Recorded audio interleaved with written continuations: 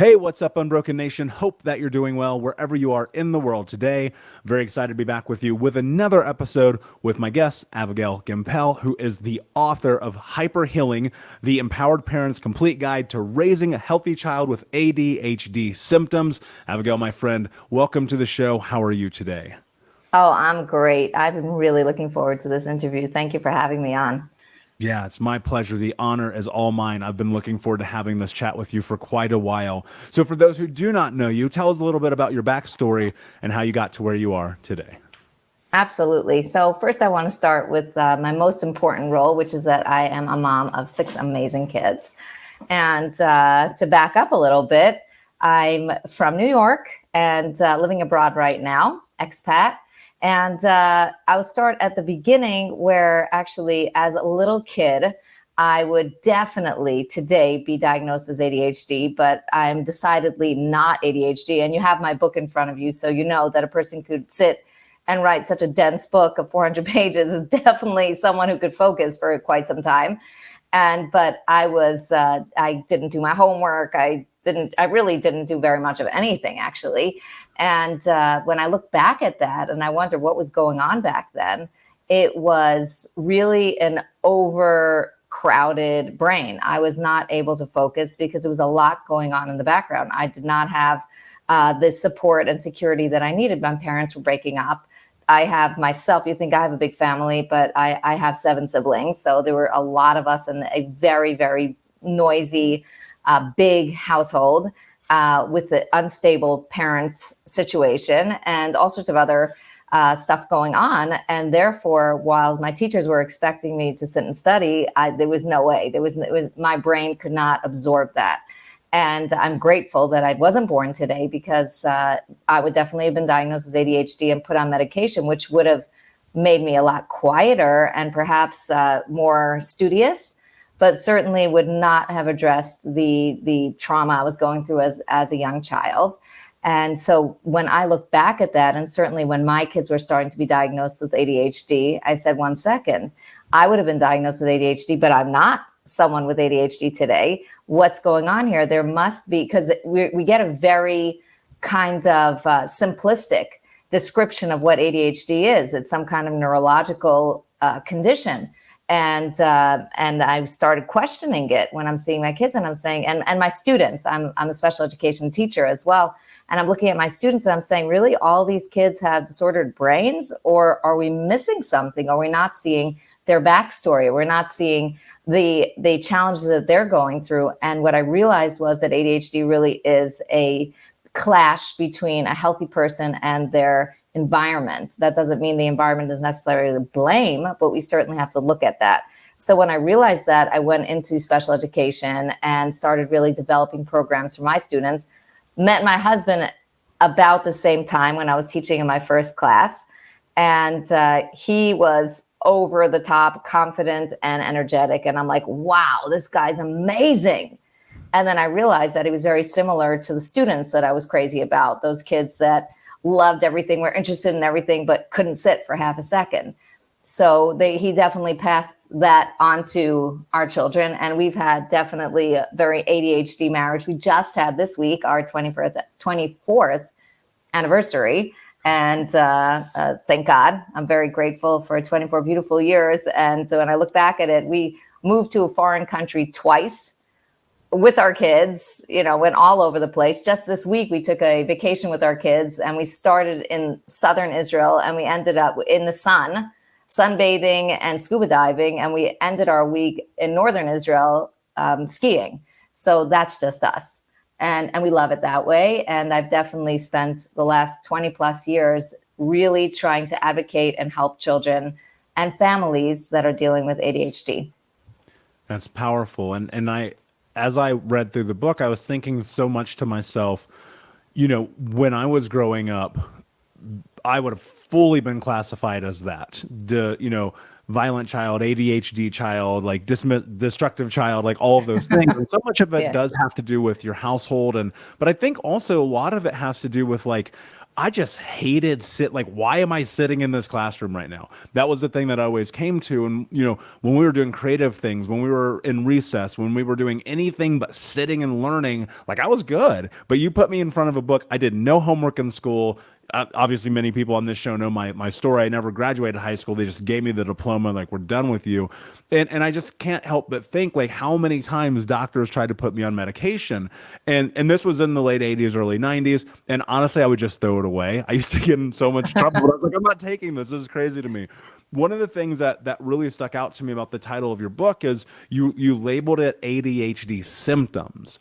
And I think so often people look at this as a mental disorder. So what I think would be very practical to start this conversation with is twofold. One, can you define ADHD? And two, can we look at the symptoms as opposed to this being a disorder? Excellent question. I love that because it really puts into focus for anyone who's listening that we really have to drill down and see what's going on with the kid. ADHD is a list of symptoms, real symptoms definitely exist. The kid is struggling, the kid's having a hard time. And these symptoms are caused by many different things, which is why I said before it's extremely simplistic. So in my case, not being able to focus was coming from stress at home. And the minute I was able to work that out, my focus came back into order and I was able to get going and really rise to the top of my class. I was actually SW valedictorian in graduate school. It took a long time to get there. But what we're seeing with kids with ADHD symptoms is difficult symptoms. And what we're not doing is asking the question, why? Why is this child struggling?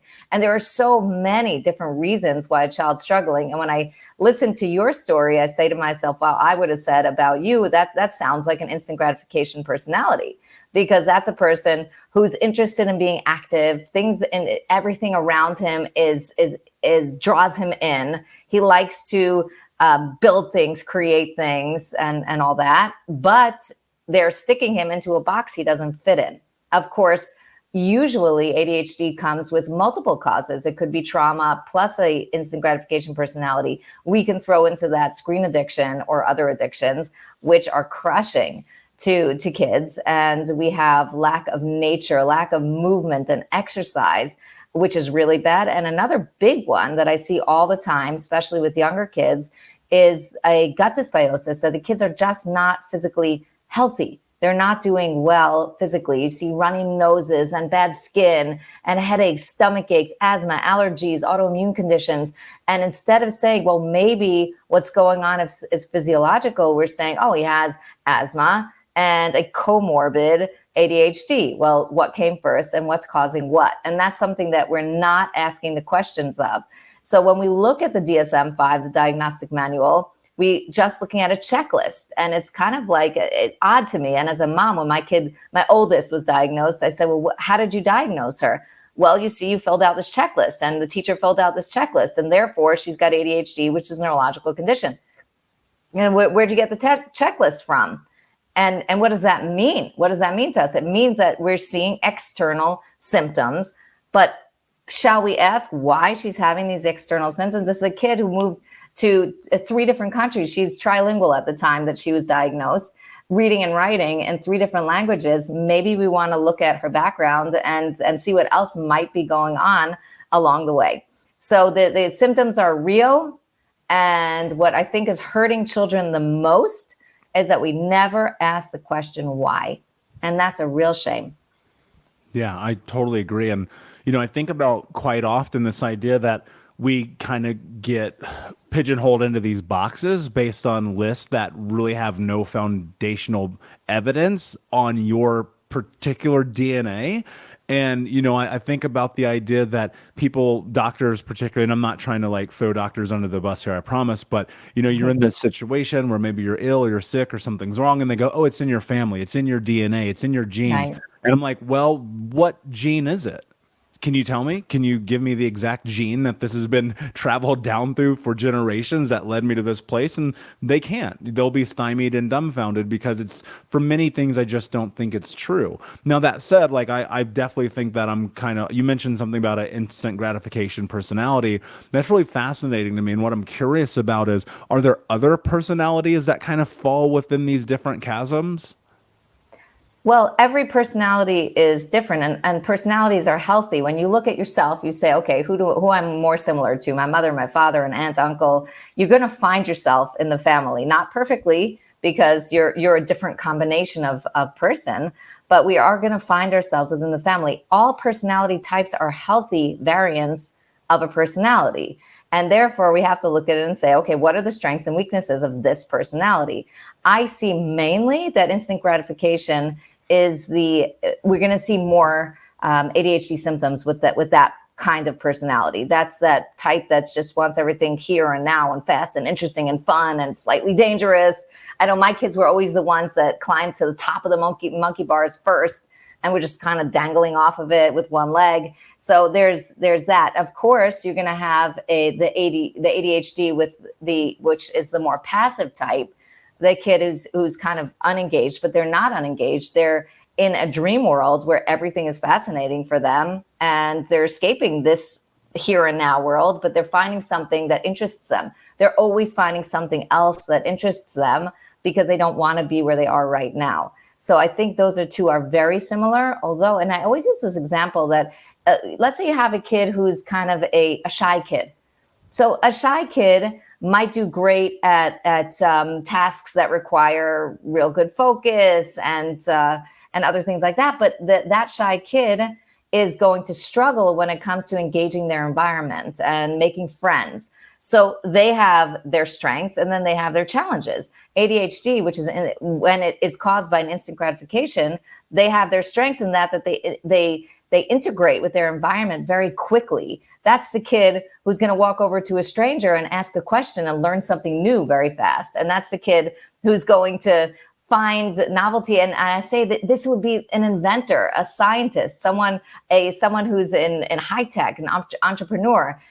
Someone like you kind of, getting out there and spreading your voice and your story and helping people out in a very unique way. So those people are the ones that are going to shine there, whereas someone who doesn't engage as quickly because they're shy is not going to do as well in that kind of environment. So we have to look at each environment and figure out what we're going to build. We love that novelty. We love that you're looking for new things all the time and seeing things other people don't see. But we're having trouble with the fact that when you do that, you don't develop habits. You don't develop habits because you're not doing things over and over again, because you're always jumping from one novel idea to the next. Once it gets boring and you have to dot the I's and cross the T's, you don't want to do it anymore. So the two things we're learning is, okay, we've got to work on habits. And number two, we've got to pair you up with somebody who's good at that. Nobody lives in a vacuum. We're in a kind of a weird world where everybody kind of lives for themselves and is expected to be this kind of perfect being.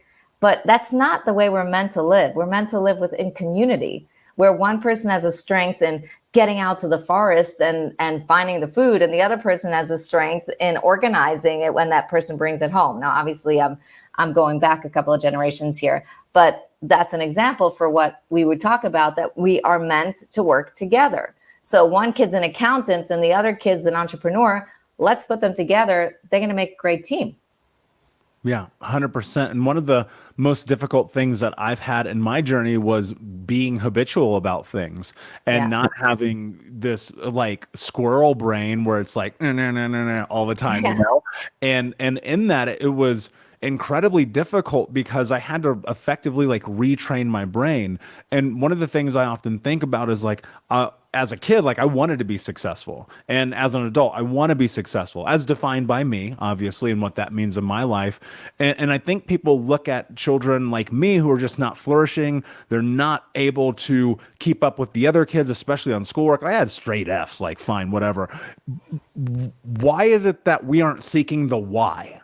Like how do you seek the why in trying to figure this out instead of just going, oh no, we're going to diagnose you, here's some medicine? Because I know that there are parents listening right now in the Unbroken Nation who are like, yeah, like my kid's kind of like this psycho in school running around 100 miles an hour. The doctors want to put him on medication. I don't necessarily want to do that. Where's the causation and correlation here? Where's the why? Right. So we don't ask why for, I think, a very simple reason. We are a fast food, quick fix generation.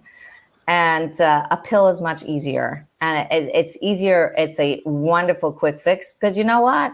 It works. The kid gets quieter. So everyone likes that. And not only that, if the doctor says it's a neurological condition, then the teacher doesn't have to work hard. The parent doesn't have to work hard. Nobody has to work hard because the problem lives inside the child's brain, but it doesn't. And we're not asking the question why, because it's really uncomfortable when we turn up the answer.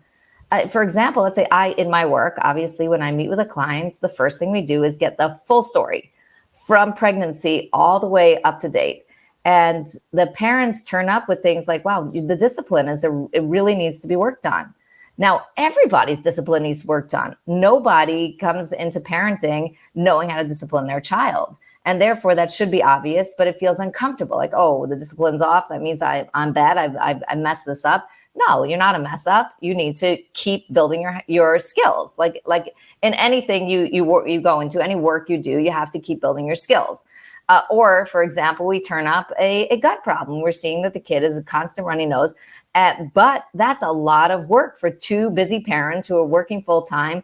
Try to get the parents to now commit to completely overhauling and changing the kid's diet. It's hard work. And something that no one told us as parents is that parenting is hard work. And we have to work hard at it. And we have to constantly be changing and try to raise teenagers. It is absolutely the best way to really raise ourselves as adults is raising our kids, because they put this big old mirror in front of us and they're like, here are your flaws. Take a look at them, enjoy them, because you're just, sprinkling them all over the place. So that's why we go with the quick fixes and we don't ask the why. It's not popular. Nobody likes it. Yeah, and I think it's very unfortunate because I found in my own journey and many of the people I've coached, like that causation and that correlation is literally everything, right? And because if we don't have rhyme and reason, like I think to myself, like, how do you make meaning of that? How do you create a structure and a foundation for understanding what the game plan is, how to implement tools, like how to, even if it is a diagnosis that does require medication, like why, as opposed to just throwing it at us. And I think you're right. We do live in a very odd society. And I don't think that your message in this is to like single out parents who are busy and running multiple jobs and to tell them they're not doing a good job, but as opposed to like, this is just the culture we live in.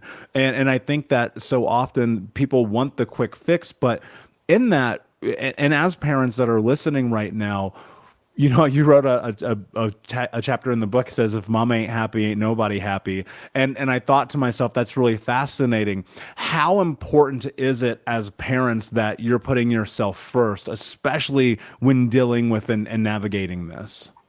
We must take care of ourselves. Nothing's going to work well if we don't take care of ourselves. And I'm the biggest parent advocate. Listen, I do parenting. That's my full-time job. Besides for my other 7 jobs, that is it. And nothing's more important to me than making sure that, I just took a week off because my son is in the military, of course, a combat soldier, just to give his mother white hairs and as many wrinkles as possible. So I just said, okay, kids, we're going on vacation because he had the week off, and it's so important to me that the family be together and really spend that quality time.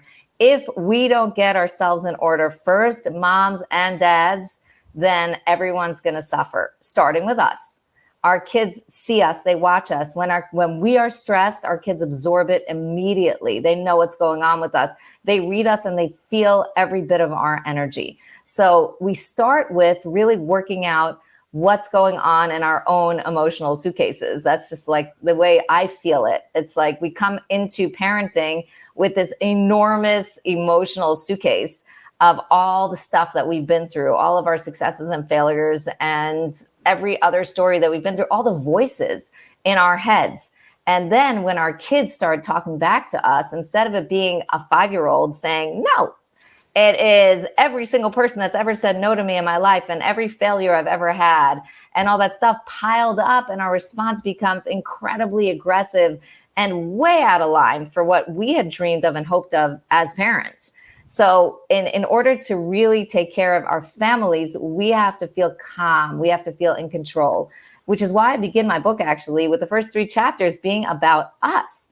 And it's interesting. I love quoting Jordan Peterson on this one thing. I mean, I love Jordan Peterson's work in general, but this one line that really speaks to me, where he says that when parents don't discipline their kids and they let their kids climb all over them and do whatever they want, we think we're being good parents, we're being permissive, we're letting the kid express themselves. But what happens is it causes us so much anger and shame, and it really knocks us off kilter that later on we take revenge. So if we can't figure out how to discipline and how to be calm ourselves and how to know where our own red lines are, I cannot tolerate this kind of behavior. That doesn't work for me. If we don't do that, we're going to land up acting like really crazy parents. And we see them all the time. I used to ride the A train in from Far Rockaway to Manhattan. I don't know if we have any New Yorkers listening, but it's, yes. Are you from New York? No, I'm not, but we definitely do. Okay, good. Anyway, so I used to ride that line all the time, and it was a pretty rough line. Interesting things going on all the time. But what I saw was a lot of angry parents. They had no support. There was no community. They were coming on the train, dragging kids that were acting wild, and they did not know how to discipline the kids because they were never taught. And when we get upset at ourselves for not knowing how to discipline, we have to stop and say, wait, did I learn this? Or did I expect myself to know this by myself? So they weren't taught to discipline properly. And I've seen some serious violence toward children that should never, ever be accepted by any parent. And the parent that smacked their kid's head into the pole on the train feels very ashamed, but has no idea how to handle it because she hasn't worked out her own voices and her own anger. And she doesn't have the skill she needs, which is why I'm the biggest parent advocate, because I'm like, here, let's talk. Let me give you skills that I had to learn myself after making a million mistakes as well.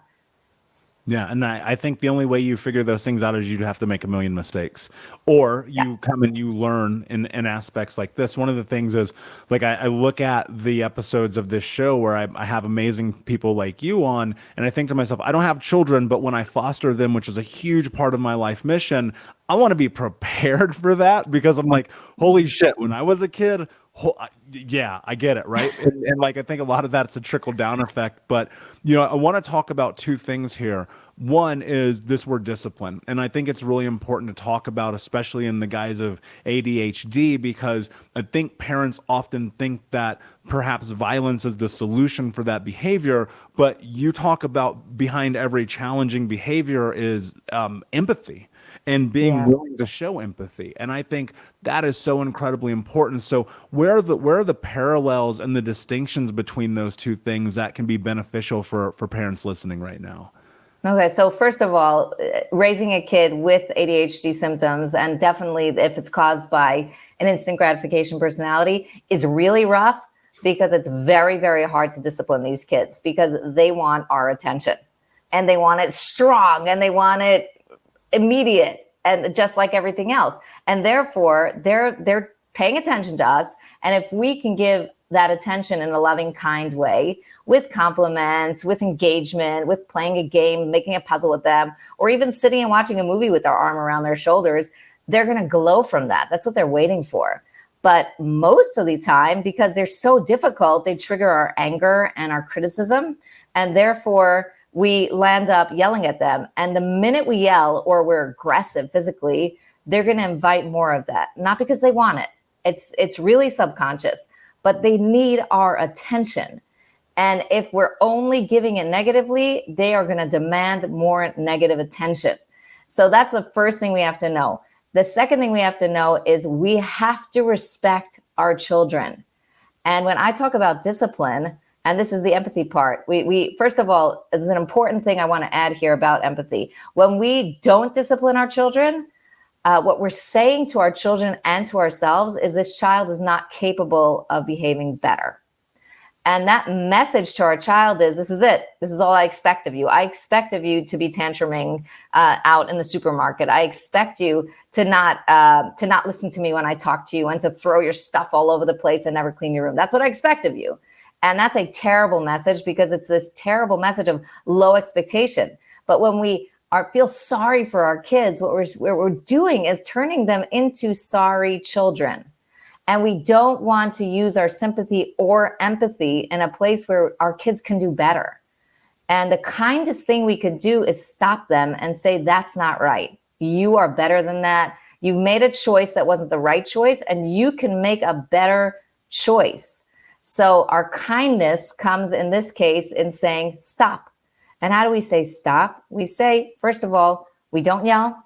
We don't raise our hand, because that will make the child behave badly again. What we do is very calmly, we give them either community service, something small.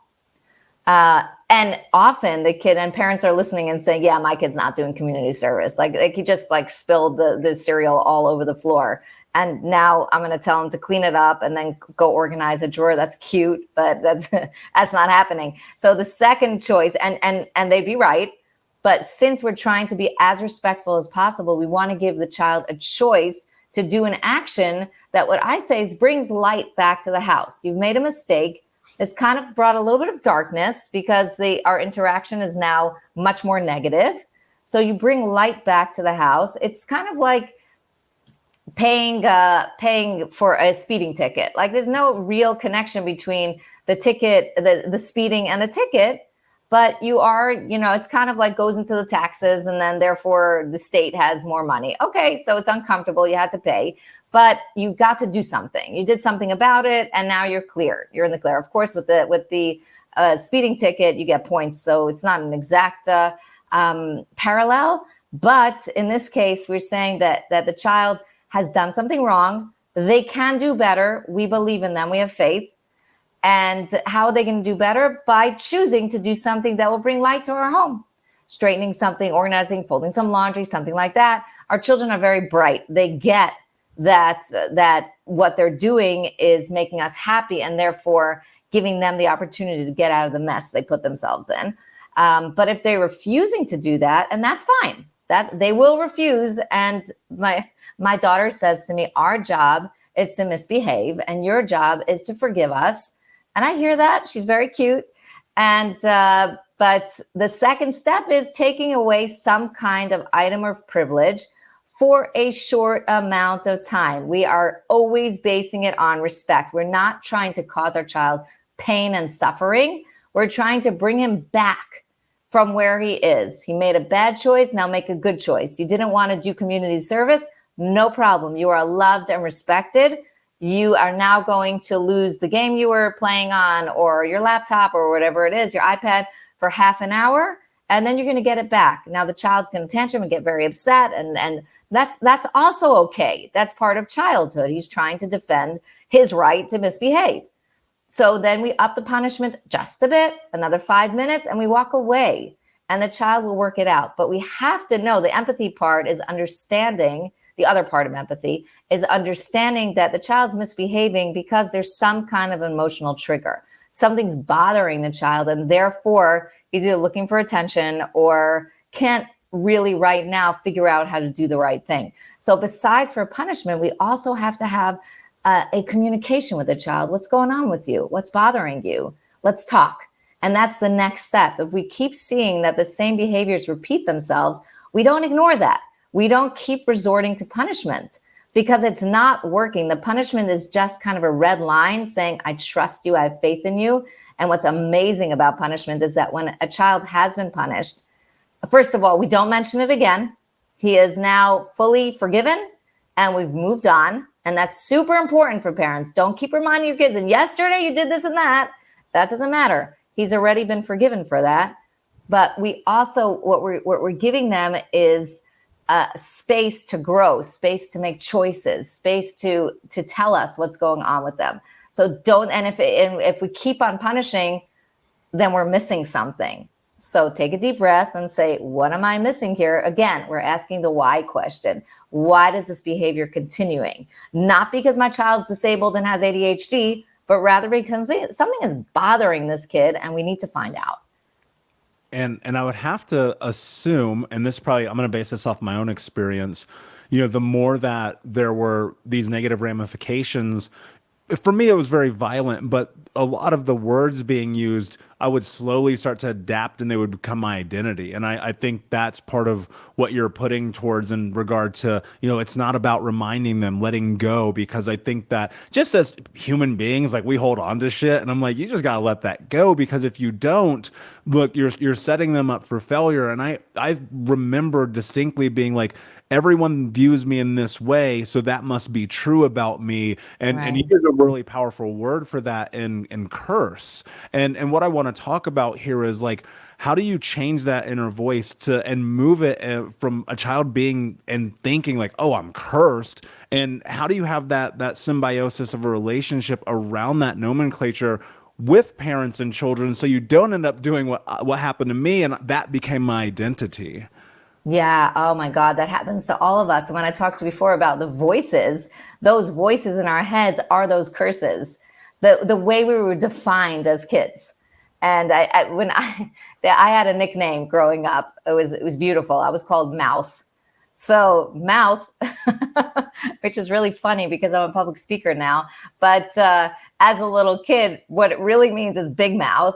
And so that starts making you feel a little bit self-conscious when you're speaking. Oh, I'm the big mouth, or I'm the person who doesn't get things done on time and in an orderly way. All the curses that we give our kids. First of all, as parents, we have to stop putting our kids in boxes. When we talk about compliments, we talk about complimenting not the natural gifts our kids have. You're smart, you're beautiful, you're talented, but rather, what are they doing with it?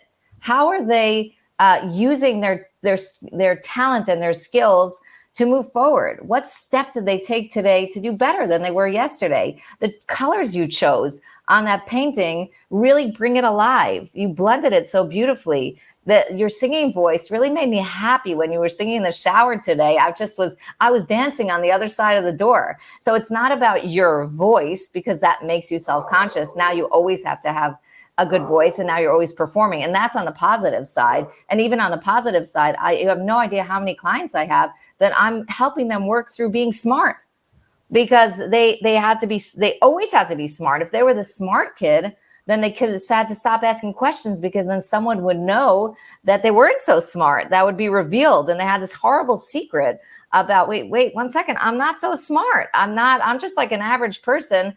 And someone's going to find out that I'm not this brilliant kid at the top of my class all the time. So that's on the positive side, how damaging that is. But think about it on the negative side. You're lazy, you're stupid, you're good for nothing. You always cause problems in this house. Mouth, all that stuff definitely gets into our big giant suitcase of emotional stress that we carry on into our adulthood, like you were referring to.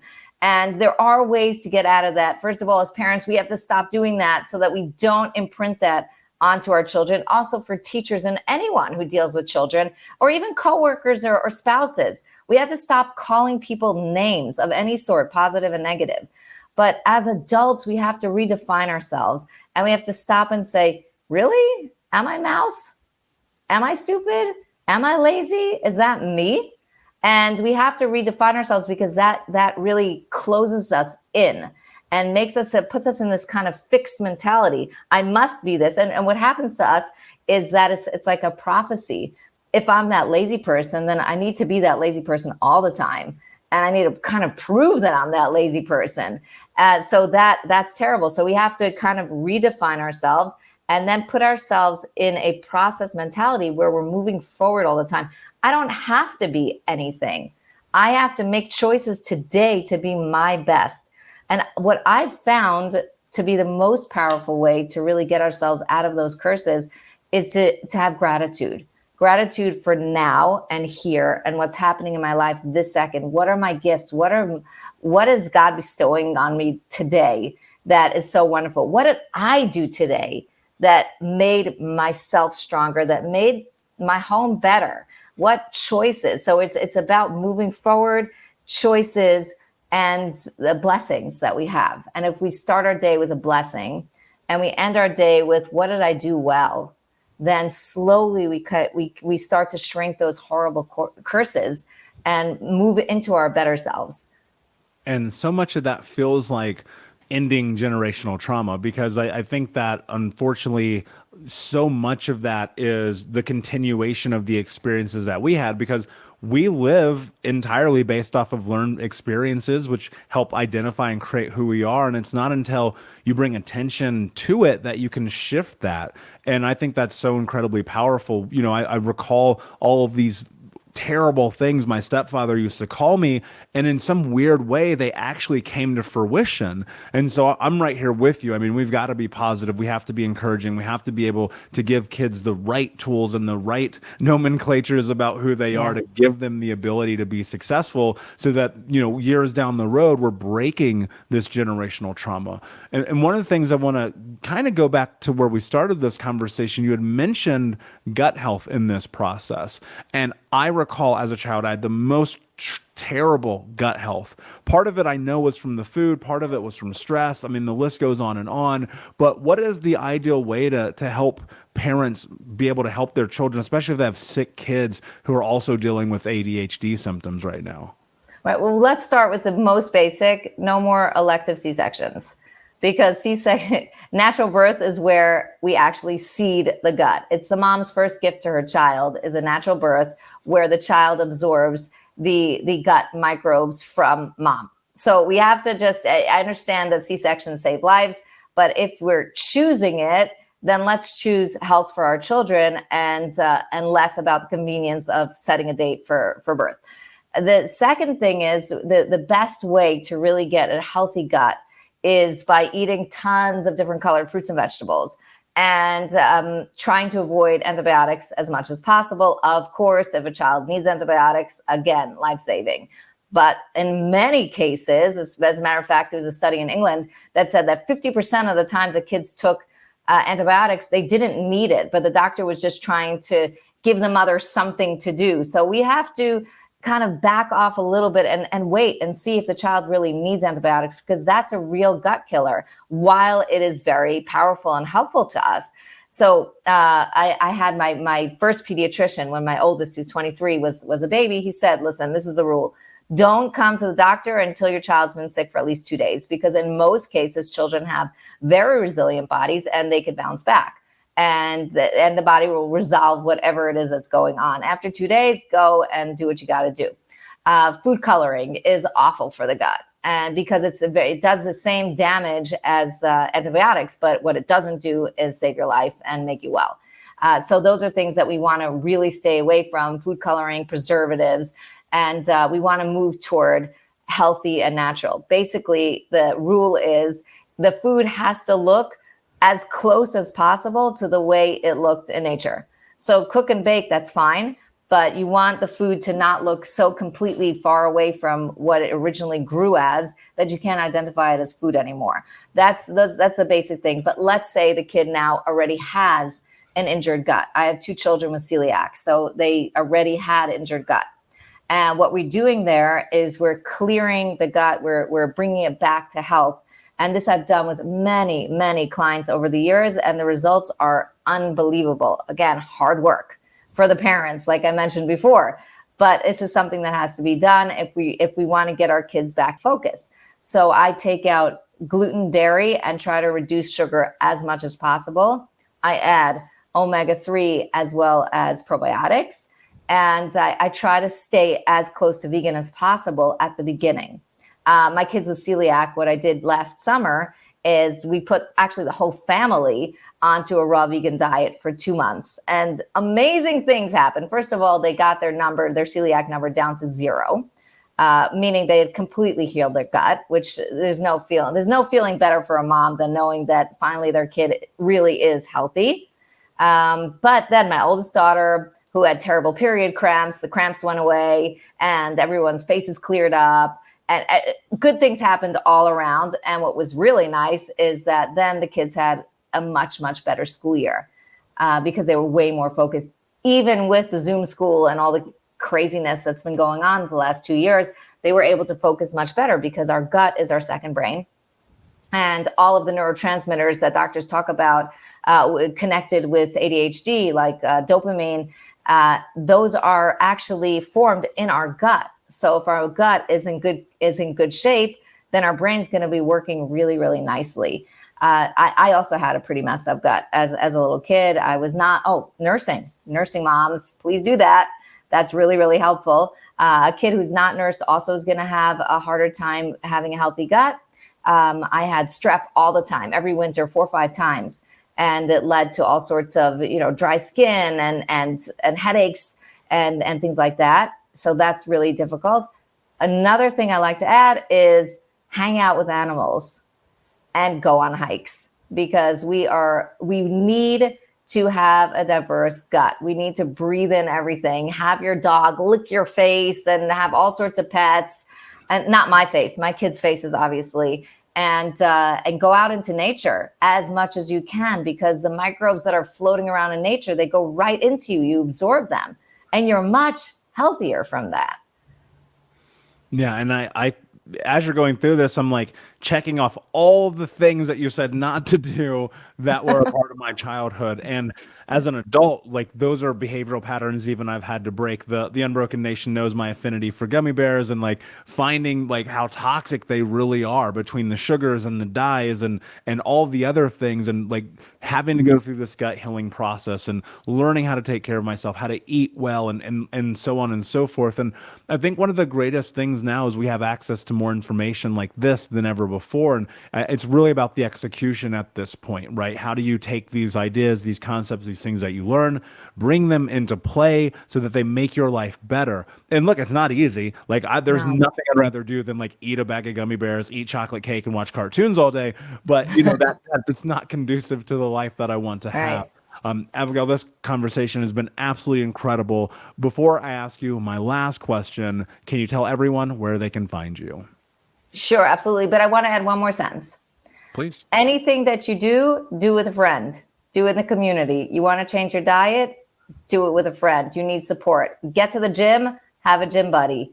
That's the way we get things done best. Now, with that said, on Instagram, you can find me at hyperhealing.adhd, and on my website, hyperhealing.org. You're always welcome to send me notes directly on hyperhealing, and I will always respond. I love having conversations with the people that are interested in this topic.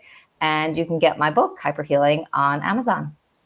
Amazing. And of course, we'll put all the links in the show notes. Abigail, my friend, my last question for you. What does it mean to you to be unbroken? Well, we did talk about the curses, and I think that being unbroken is getting rid of all of those curses and those preconceived notions of you that were really attached to you by other people that are not your own personal truth.